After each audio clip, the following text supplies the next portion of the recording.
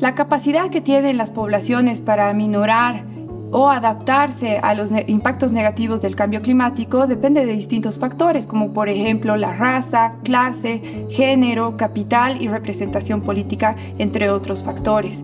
Se han desarrollado una serie de estudios sobre la vulnerabilidad que tienen los países ante el cambio climático y se ha visto que las consecuencias de este fenómeno se van a sentir con mayor intensidad, como por ejemplo la desertificación de suelos, las inundaciones, las sequías y otros fenómenos climatológicos, especialmente en los países en vías de desarrollo, es decir, los países del sur. Esto se debe a que tienen condiciones de partida menos favorables y a que no cuentan con los recursos económicos para poder adaptarse a estas nuevas situaciones.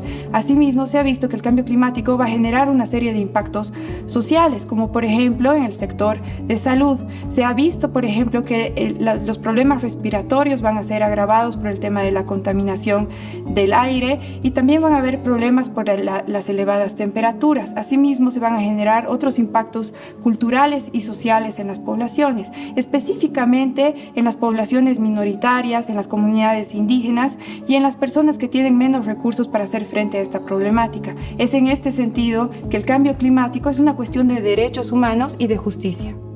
Las repercusiones del cambio climático no nos afectan a todas las personas de manera similar. Esto se debe a que la pobreza es un determinante de la vulnerabilidad, tanto a nivel individual como de naciones. La forma en que los hombres y las mujeres hacen frente a estas vulnerabilidades es distinta. Por ejemplo, las mujeres tienen severas limitaciones en cuanto al acceso, uso y control de los recursos naturales, igual que los recursos financieros. La población empobrecida es más afectada por los desastres naturales y por el cambio climático, y las mujeres constituyen el 70% de la población crónicamente empobrecida a nivel mundial. Los hogares con madres solteras son aún más pobres. Sabemos que la pobreza en gran parte es femenina. Esto significa que la mayoría de las personas en situación precaria son mujeres. Sin embargo, también en otras áreas distintas a la económica, la desigualdad entre hombres y mujeres aún prevalece. Por ejemplo, en Latinoamérica, el 37% de las mujeres mayores de 15 años carecen de ingresos propios, comparado a un 11% de los hombres. Esto mismo se ve reflejado también en la toma de decisiones, donde las mujeres tienen una participación de solamente el 20%. Es en este sentido que en el diseño de las políticas para hacer frente al cambio climático deben considerarse estas desigualdades. Se deben empatar los esfuerzos para la equidad de género con los esfuerzos realizados para la equidad socioeconómica. Las políticas también deben considerar los distintos roles productivos, reproductivos, comunitarios y políticos que tienen tanto los hombres como las mujeres, ya que determinan sus capacidades y necesidades frente al cambio climático.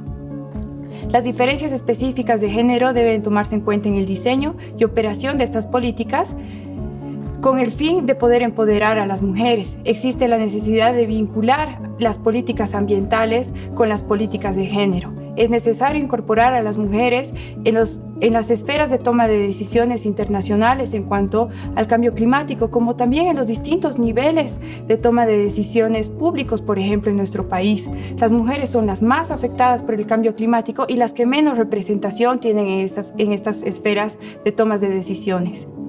En marzo del 2019 se presentó una carta abierta por un grupo de lideresas, la cual se denomina Mujeres Líderes, Voces para el Cambio y la Inclusión, en la que llamaban a redoblar los esfuerzos existentes, ya que son insuficientes en muchos aspectos, para hacer frente a los movimientos que están ganando cada vez más fuerza, que buscan disminuir los logros y los derechos ya alcanzados por las mujeres. En el año 2006 se realizó una reunión de las Naciones Unidas en la que se determinó lo siguiente. 1. Las mujeres se ven más afectadas por el cambio climático y de distintas maneras. 2. Las mujeres no tienen suficiente representación en la toma de decisiones.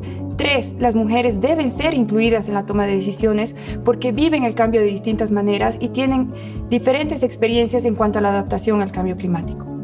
Es así que surge el término de justicia climática. La justicia climática lo que busca es incorporar conceptos de derechos humanos y políticos y no solamente enfocarse en el cambio climático como un problema medioambiental o netamente físico de la naturaleza. Es así que incluye conceptos de derechos humanos, justicia ambiental, justicia social, como también de derechos colectivos y de responsabilidad histórica por el cambio climático. La justicia climática se basa y se enfoca en que los responsables del cambio climático no son las comunidades pequeñas y son principalmente ellas las que sufren con mayor ímpetu sus consecuencias. La idea de la justicia climática es hacer una transición justa hacia el desarrollo sostenible, posterior al uso de los combustibles fósiles, enfocándose en aquellas comunidades que tienen mayor vulnerabilidad al cambio climático.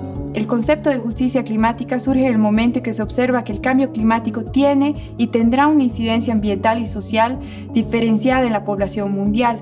Es un concepto que ha ido evolucionando de acuerdo al contexto. En el año 2000, mientras se llevaba a cabo la sexta conferencia de las partes, la COP6, también tuvo lugar la primera cumbre sobre la justicia climática en La Haya.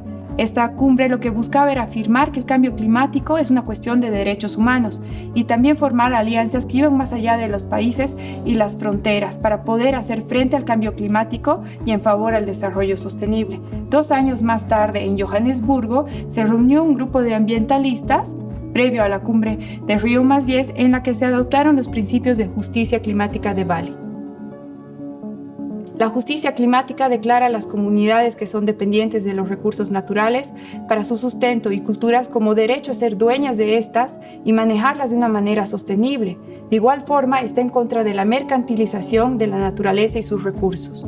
En el año 2004 se creó el Grupo Durban en esa ciudad, en Sudáfrica, el cual buscaba también la justicia climática.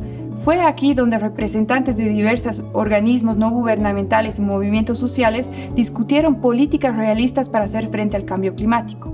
Más tarde, en el año 2007, en la conferencia de Bali, fue fundada la coalición global Justicia Climática Ahora. Y en el año 2008, en la reunión inaugural de Ginebra, el Foro Humanitario Global se enfocó en la justicia climática también. Para el año 2009 se creó la red Climate Justice Action, justo en el periodo previo a la cumbre de Copenhague. Durante la cumbre se discutió, por ejemplo, la desobediencia civil y la acción directa, y muchos activistas climáticos asumieron el lema «Cambio del sistema, no del clima». Bolivia ha participado a lo largo de este proceso. Es así que en el año 2010, aquí, en Cochabamba, en Tiquipaya, se realizó la Conferencia Mundial de los Pueblos sobre el Cambio Climático y los Derechos de la Madre Tierra.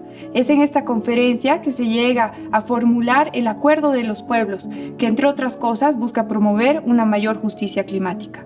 Los países desarrollados como causa principal del cambio climático, al asumir su responsabilidad histórica, deben reconocer y honrar su deuda climática en todas sus dimensiones, para así lograr una solución justa, efectiva y científica para el cambio climático. Esto no debe centrarse solo en la compensación financiera, sino también tomar en cuenta la justicia restaurativa, que se define como la restitución de la integridad de nuestra Madre Tierra y todos sus seres. En octubre del año 2012 se aprueba la Ley 300. Es la ley marco de la Madre Tierra y el desarrollo integral para vivir bien. Se constituye un marco para la regulación de la relación de la Madre Tierra y la sociedad. El objeto de esta ley es de establecer los fundamentos de desarrollo integral en armonía y equilibrio con la Madre Tierra para poder vivir bien, garantizando la regeneración de sus componentes y sus sistemas de vida, y recuperando los saberes locales y conocimientos ancestrales.